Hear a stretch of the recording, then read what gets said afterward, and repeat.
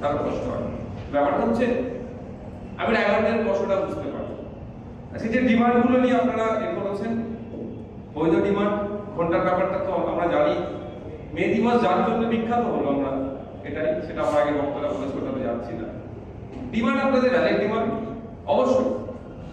আর যে বিষয়টা আমি একজন পশ্চিমবাংলা আইনসভার সদস্য হিসেবে বলতে পারি, আপনারা আপনাদের পক্ষ থেকে আমাকে একটা আরো যে সমস্ত স্পেসিফিক্যালি যদি কিছু ডিমান্ড থেকে থাকে আমার ড্রাইভারদের জন্য আমাকে দেবেন স্যারের মাধ্যমে। অবশ্যই পশ্চিমবাংলার আইনসভার মধ্যে আপনাদের নিয়ে চর্চা করব, আপনাদের ভবিষ্যতে সুরক্ষিত থাকে।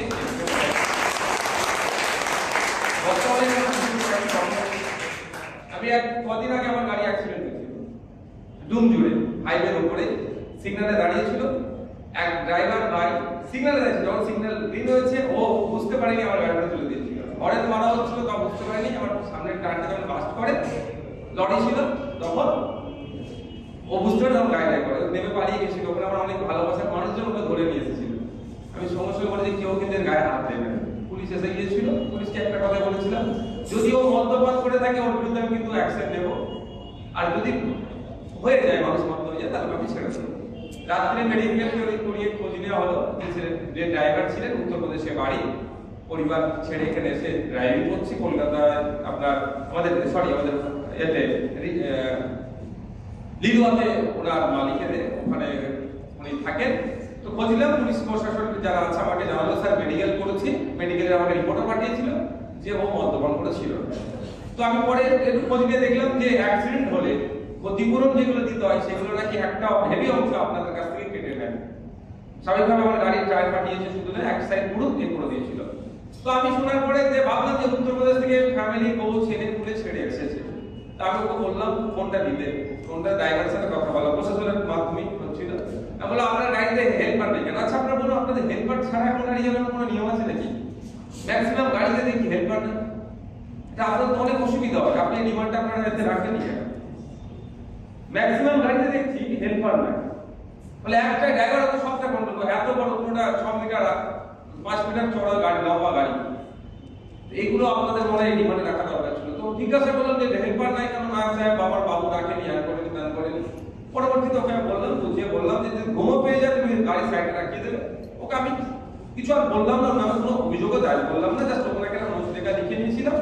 নাহলে আমার তো অনেক বিরোধী জানেন, বলবে ফুটেজ খাওয়ার জন্য এইসব যুক্তি করে করেছে।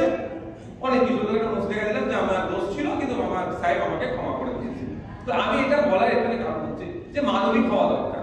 আমি দেখি রাস্তাঘাটে পুলিশ প্রশাসন বিশেষ করে যখন আপনাদের কোনো বিষয় করে তুই গাড়ি করে, গালাগালি করে, এটা সত্যিকার অত্যন্ত জঘন্য আমাকে লাগে। এটা নিয়ে আমি চরমভাবে আপনাদের বলছি, আমাকে আপনি লেটারটা দেবেন, আমি অ্যাসেম্বলি আমাদের মধ্যে তুলবো।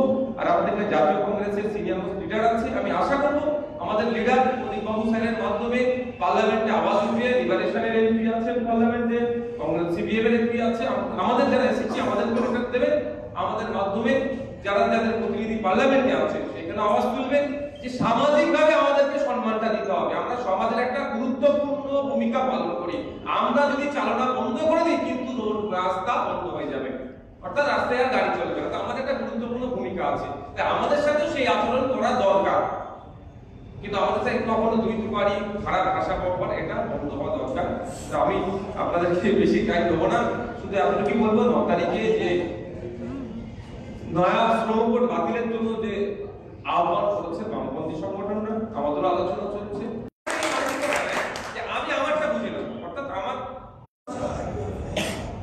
সবাই গাড়ি বার করছে না, এটাকে যদি আমরা সফল করতে পারি তাহলে দেখবেন সরকার পিছু হাঁটবে। নয়া শ্রম কোডের মাধ্যমে শ্রমজীবী মানুষকে যে শোষণ করার অপচেষ্টা হচ্ছে সেটা বন্ধ হবে। পুঁজিপতিদের যে প্রমোশন দাপাদাপি বাড়ছে সেটা আমাদের জন্য কিছুটা ধাক্কা লাগবে।